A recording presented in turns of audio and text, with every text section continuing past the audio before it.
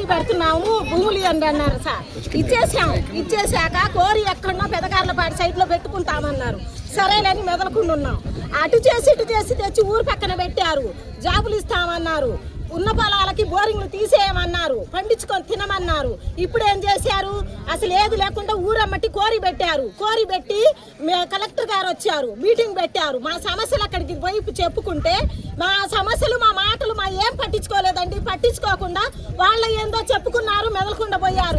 Collector గారికి అసలు మా దగ్గర పోనీయలేదు. ఒకసారి మేము మోసపోయాం, ఇంకా మళ్ళీ మేము మోసపోయామండి. అసలు మేము ఇక్కడి నుంచి కదిలేదే లేదు.